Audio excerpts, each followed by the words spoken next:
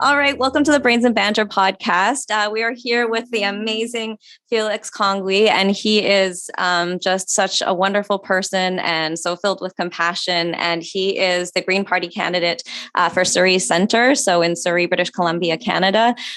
So we're right in the midst of the run for the federal election, and we're all very excited. So Felix, do you actually want to start just by talking about yourself and like who you are and how your value system led you to pursue this really exciting opportunity? Well, first of all, I'm a community organizer and a father and an arbitrator, a business consultant. And I've been working in this community for decades with most nonprofits which are here, even just also with different political leaders.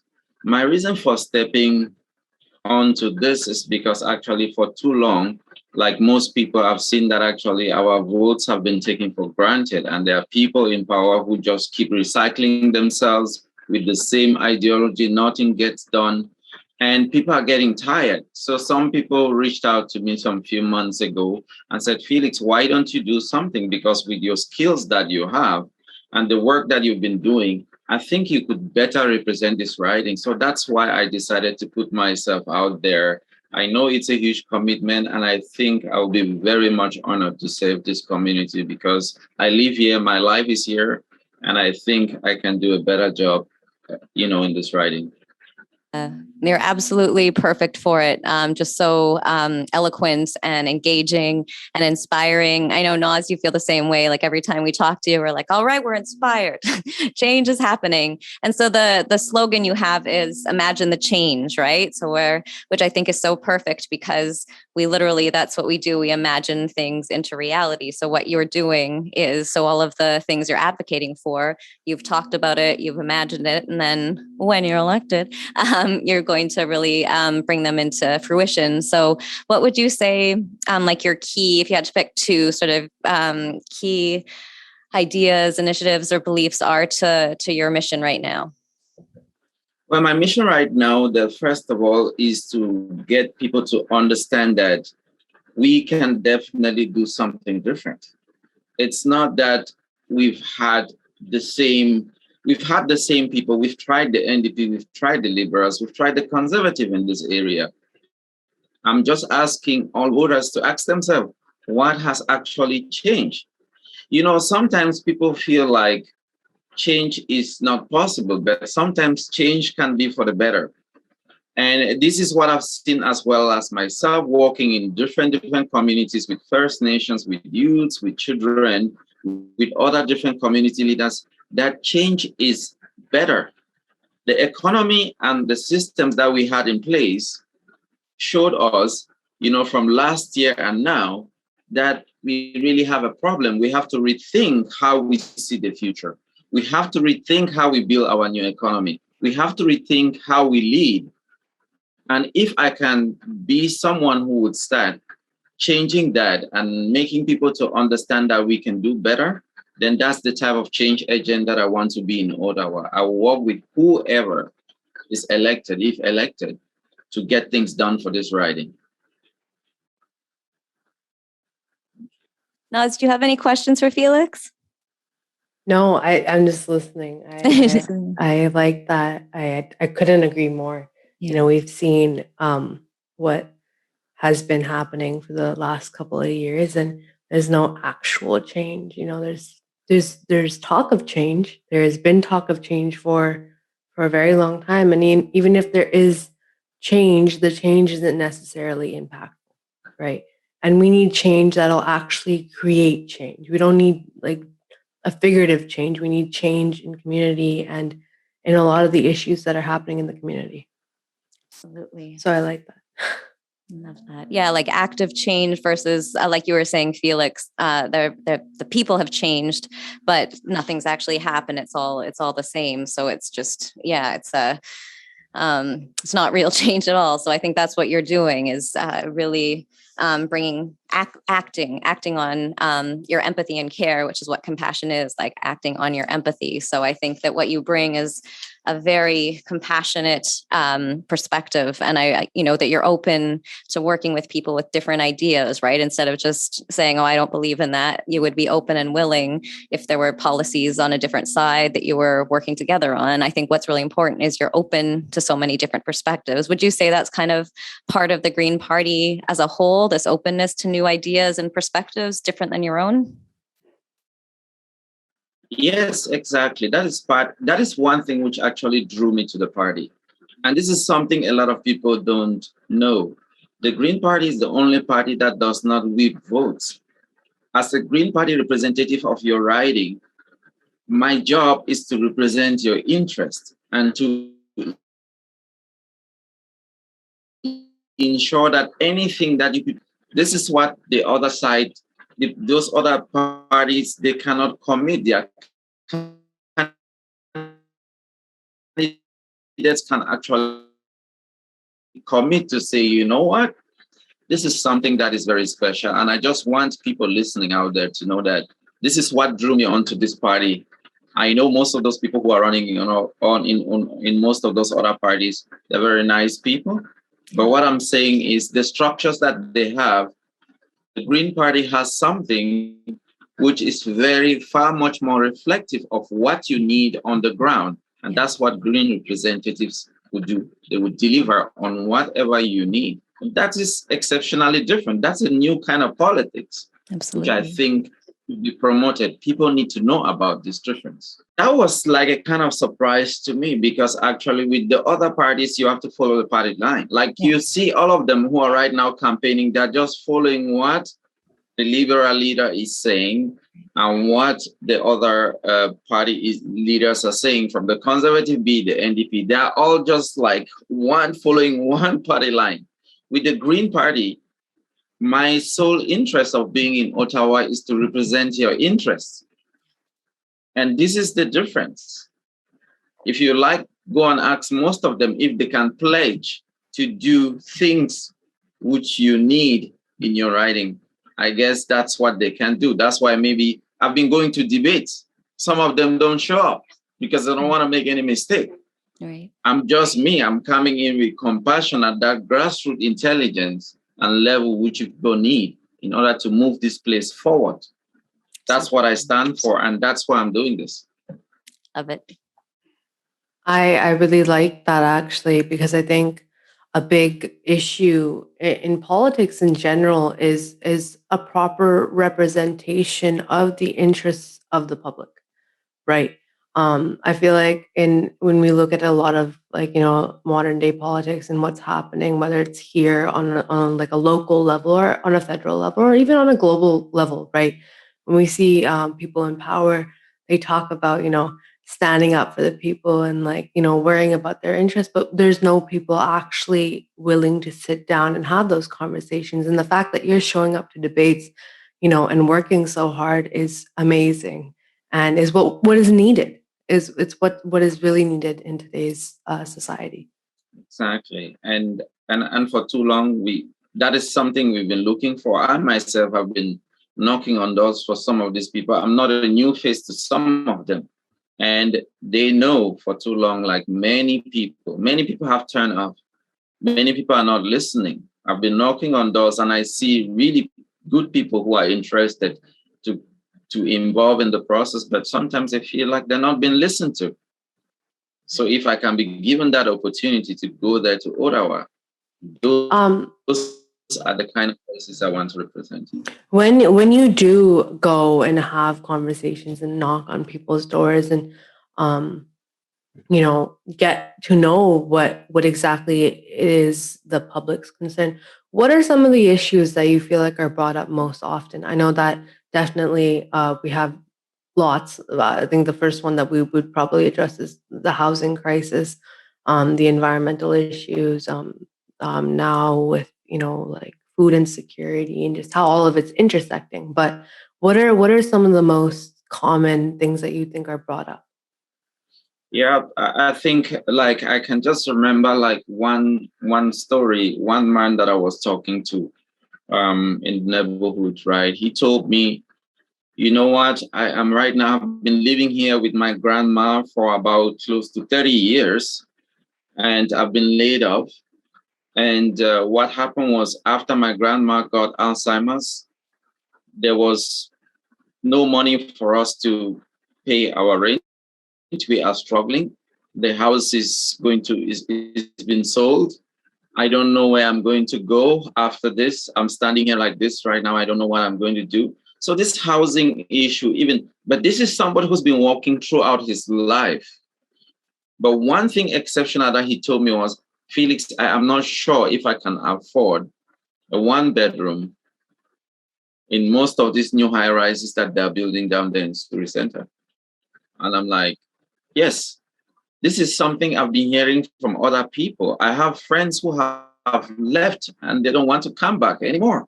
We can't be living in a community where we don't have affordable rental units to people who are living here, affordable housing complexes, which are non-profit. This has been something that has been there for a very, very long time. And right now, talking to this guy, talking to Michael, I felt so bad because there are so many families just like him who are moving away, and people are not actually listening. There is something big really happening in the community. People are moving away.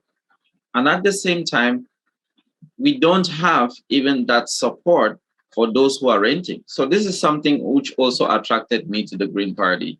The support which they will provide to renters is very, very important. This is something that I think I will push for renters to have that support, because evictions have been going up.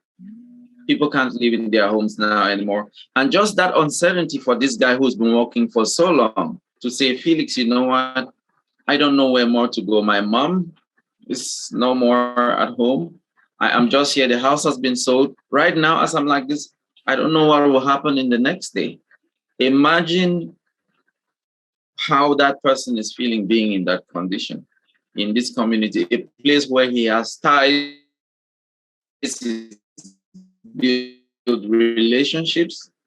This is one that will tell you, if you go down there to places like around Surrey City Centre, you can count how many affordable rental units are available there. You can't see them, and they are so expensive. So some people are doing 2 jobs, they can't even pay them. Yeah. Yeah, it's so scary. And and so relatable to so many people, like even me. And it just made me think of how interconnected the pandemic and the climate crisis and affordable housing and ending gender-based violence are all so connected, right? So people have lost their jobs because of COVID. And then if you get evicted from your house, you could end up on the street. And then you have the wildfires and the intense heat from the climate crisis.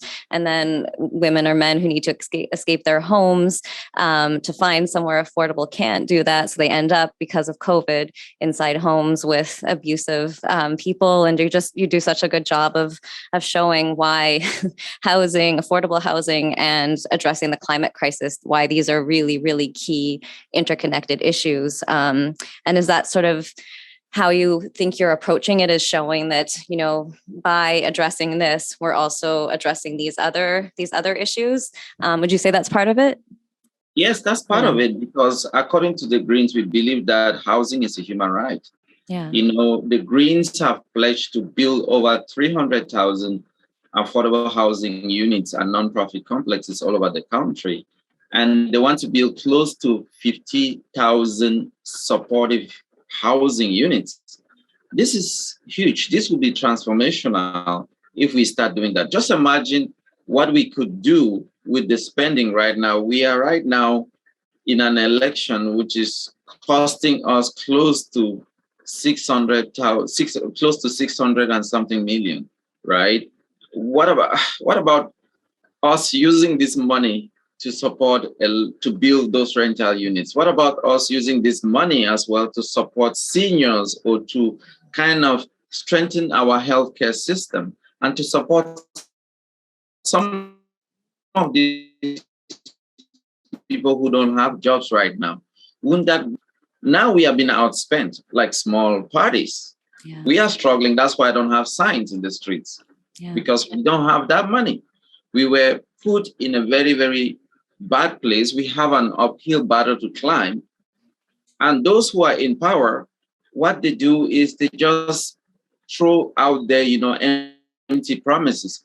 I'm just asking voters to think, you had them for the previous years. They had 2 years more left in their mandate. If you think that they really cared about affordable housing, why didn't they work with others to kind of accomplish that? We've not seen that happen. If they cared about affordable childcare, why didn't they work to accomplish that? Why do you expect that right now they're going to do that? These people these are the very same people, the people who are right now in power. If you look back to history 30 years down the road, these were the people who slashed affordable housing budget. If you do your research, now they created that problem. They've ignored it for so long. And then they come to you, they throw an election, and then they say, you know what? People need to have a voice. Why didn't you do something with the 2 years left in your mandate? So it's just absolutely a power grab. These are not people who are serious about leading. And that is one of the reasons why I am running, because I think that actually we need a new type of leadership in this riding. Yeah, I absolutely agree. And I think you're just, absolutely made for it. We need someone who can really engage and inspire people, but you're also like, you have experience, right? You have a lifetime of showing that you care about the community, that you care about community building, that you're connected to the people in your community within the riding, and how important that is, right? You're really, really, really speaking on behalf of the people. And I think that really, really always drew me to you when we first started talking. So, and I think there's this real sense of change too, talking to Naaz, and we talked to Annemie Paul, and she had that same sense that we're sort of at this turning point, right? And people are ready to change their minds. I think the pandemic and the climate crisis has thrown us into this collective sense of, anxiety and confusion and chaos. And we're now sort of ready to do something and change and not get back to just like a normal life, but actually revolutionize and transform the way we were living before, because it wasn't a good way of living prior to the pandemic. So you and Annemie really represent real change. And I think that's so exciting. I'm also wondering if you can talk a bit more about, so, how everyone is always like, oh, voting green is a wasted vote. So why isn't it? I mean, I know why for sure, but I think it really helped viewers to hear it from you for sure. Well, that is a central problem. I mean, just like you said before, in the past, you've been voting the three major parties. Yeah. Nothing has changed, right? And some people think that voting green is a waste. Well, that's not true. You vote green, you are actually voting for your conscience. Any person who is telling you that you shouldn't vote green, that person wants to suppress your conscience and suppress your own values and what you believe in. And that person doesn't care. That person wants you to either stay at home, do strategic voting, vote for them. And so their party should have power, and let them keep repeating the same thing over and over. And also, another thing is, a vote for green is a vote for your actual confidence. It's voting for somebody who will represent your interest. I can't stress this more, to people, that people need to understand this. If you support Green Party candidates, the Green Party is the only party with a major platform that addresses climate change, climate transformation. And that will help us to transition onto much more renewable, recyclable, and a much more sustainable system. Yeah. This is not something that I think the other parties do offer. We are right now in a place where I think we have an opportunity. One thing that the COVID has also showed us is our systems were not very solid as we think. So it's time for us to give change a chance, because, the exhibit is out there. You've been trying the other ones before. Yeah. Nothing has actually changed. This whole issue with our pollution without emission and all those things, they have been existing before. Even Canada is even lagging behind us compared to most G20 nations who signed the Paris Accord. We are behind on everything. If you look at other countries that have implemented something, have implemented most of those policies. So we have to look at it as an opportunity right now to rebuild and even make things way much more better, much more sustainable, much more inclusive, where we bring in people who represent different factions, different ideas into our system and make it way much more accommodable and way much more, dynamic, I can say. Absolutely. Yeah, absolutely. The Jeremy Lent is, I think I've talked about him before, but he wrote a book called The Web of Meaning, and he defines harmony as sort of the combination of really disparate things to create something more rich and beautiful. And I think that's exactly what the Green Party is open to doing, right? And I think that's so cool. And I was just listening to the CBC right before we talked, and they had former chief of the Chippewas of the Thames First Nation on, and he was saying that the party he plans to vote for is the Green Party because of its alignment with Mother Earth, is how he phrased it, which was beautiful. And I think that, so if that is such a key focus, what are some major things you would do to address the climate crisis? And would it involve Indigenous leaders? And who else would it involve? Who would you speak to in the community? Yes, I think the first thing that we need to do is we need to recognize the Indigenous people. We need to empower them. We need to, first of all, recognize their hereditary and their right to self-determination. This is very, very important. And we have to also give them the rights to kind of object some of those projects, like what you see right now happening with the pipelines that they're just building through their villages and all those things. That it's just unsustainable. That's why I signed some of the pledges to ban those pipelines, because I think we don't need more of the same. We need to kind of have a national standard, which is enabling us to definitely tax polluters in Canada. This is something that needs to be done right now. We need to cancel all the subsidies that oil companies get. This is just unacceptable. This is money that could be used to invest in building, even bringing drinkable water to most of those First Nations villages, supporting our schools, supporting our first responders who are right now struggling with COVID, or even small business people who are right now having challenges. But yet we give it to the oil giants, we give them subsidies, which some of them don't need. And in the end, we have communities which are struggling. So this is some of the things that I would definitely do, because I think that Canada can become a global leader in this struggle. But right now, we are not taking up that challenge, And also, I think that we have to also support workers who have been working in the oil industry to transition. Because I think that it is very important. A lot of people are afraid that, the Greens are going to come and then kill jobs. No, we will put in enough money there that will help most of those people to transition onto new green renewable jobs, which can help the economy to grow way much more better. Other countries like in Sweden and Europe, they're already doing that. Why can't we do that? I don't understand this. I think that also, it will be good for us as Greens to ban fracking. That is something that I stand absolutely to do. That has to be done. There is no way for us to do anything moving forward without that. We also need to increase the carbon tax. This is something that I feel that needs to be done.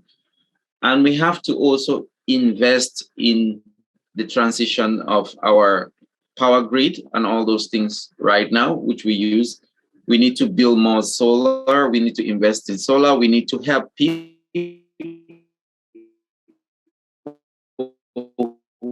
who are excited about buying, so the economy can be way much more balanced. And at the same time, also working on really allocating funding for most of, research in this technology. Some of these things are already here. We just need to invest and put in that money there for small businesses, startups who are interested in developing that in those industries to pick it up and start doing it. And First Nations should be part of that plan. We need to release that funds that support most of them, their housing projects, their development projects. That will be things, those will be things that I'll be fighting for every day.